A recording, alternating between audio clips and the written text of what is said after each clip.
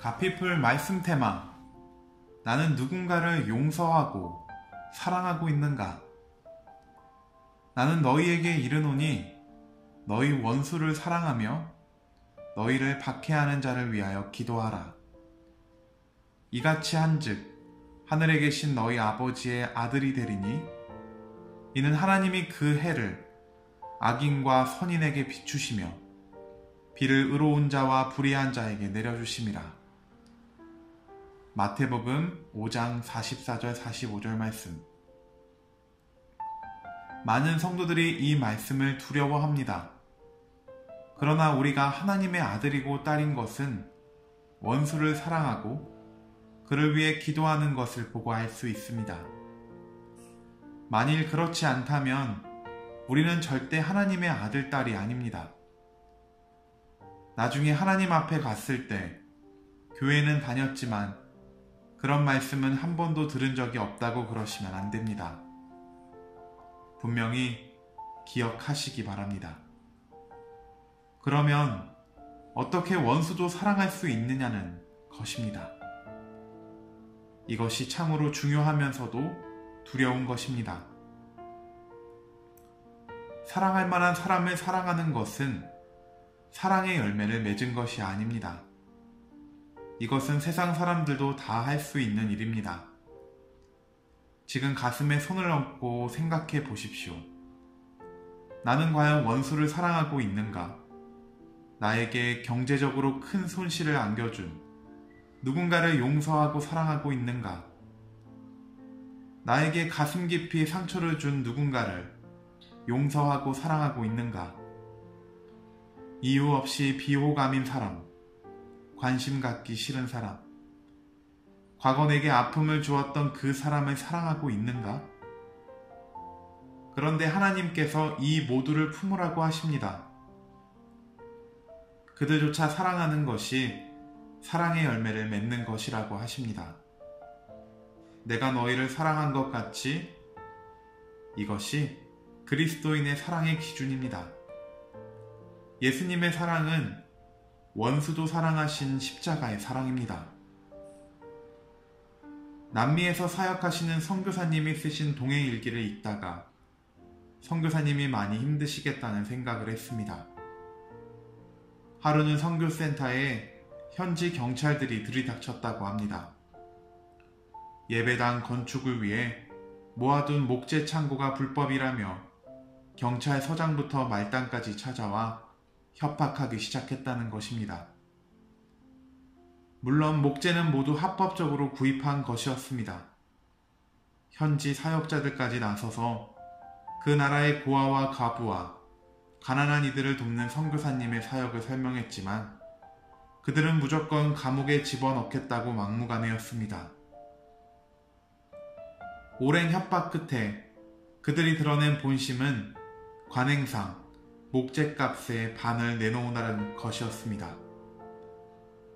하나로 수천만 원에 달하는 돈을 요구하자 선교사님은 차라리 감옥에 가겠다고 했고 현지 사역자들이 경찰서장을 가까스로 설득하여 미와 만불로 조정했지만 선교사님은 그래도 뜻을 굽히지 않았습니다.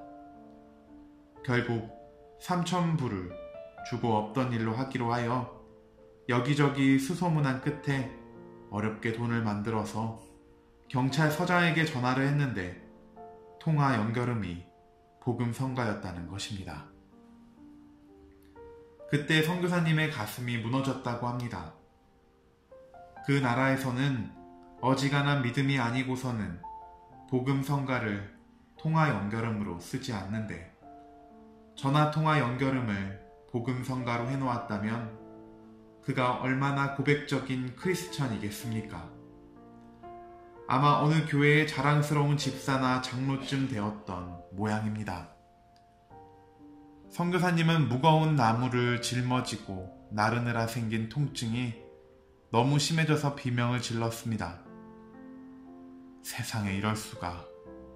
내가 이러려고, 이 대접 받으려고 온몸이 망가지고 부서져라 사역을 했던가.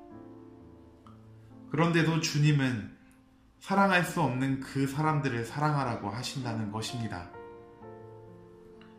선교사님은 일기 마지막에 이렇게 쓰셨습니다. 그런데도 이들을 사랑해야 한다는 마음을 인간이기 때문인지 도저히 내 힘으로는 내 안에 채울 수가 없어서 주님의 이름을 눈물로 부릅니다. 사랑하지 않는 자는 하나님을 알지 못합니다. 사랑은 하나님을 믿느냐 안 믿느냐를 가르는 중요한 기준입니다. 사랑은 할 수 있으면 하고 힘들면 안 해도 되는 것이 아닙니다. 우리는 하나님의 말할 수 없는 사랑을 받아 구원받았습니다. 그러니까 우리도 다른 사람을 그렇게 믿어 사랑하는 것이 마땅합니다. 그런데 여기서 많은 성도들이 절망을 느낍니다.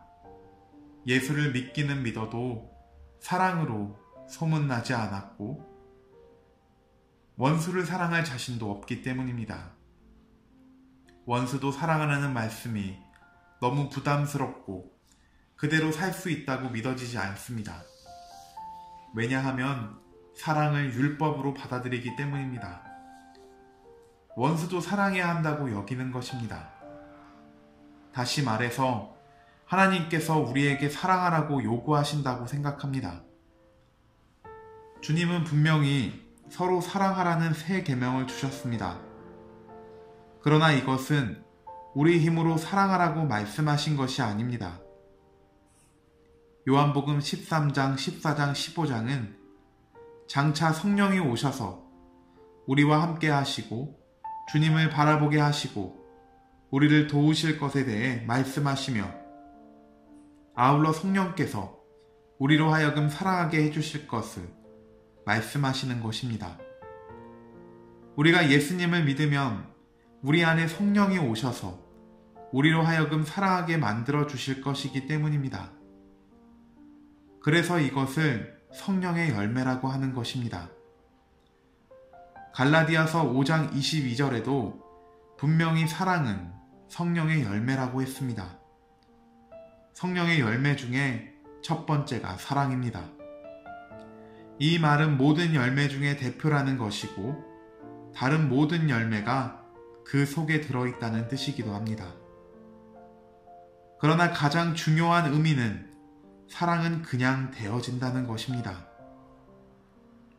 하나님께서 우리의 죄를 사하실 뿐 아니라 성령을 보내셔서 용서하고 사랑하며 살게 해주신다는 것입니다.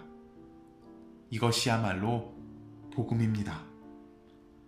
하나님께서는 사랑하라가 아니라 사랑하게 될 것이라고 말씀하시는 것입니다. 이 사실이 얼마나 놀라운지 아셔야 됩니다. 원수도 사랑하라고? 나는 그를 어떻게 사랑할지 모르겠어. 그럴 능력과 자신이 없어. 그러고 싶은 마음도 없어. 그러시면 안 됩니다. 원수도 사랑하게 되겠구나. 나는 나 자신도 사랑하지 못하고 가족도 사랑하지 못했는데 이제 예수를 믿었으니 주님이 나로 하여금 원수도 사랑하게 만들어 주시겠구나. 어떻게 원수도 사랑할 수가 있지? 그런 기적이 어떻게 내게 일어날까? 이런 설렘을 가지셔야 합니다. 이것이 믿음입니다. 유기성의 주 안에서 사람은 바뀐다 중에서 가피풀 말씀 테마 나는 누군가를 용서하고 사랑하고 믿는가?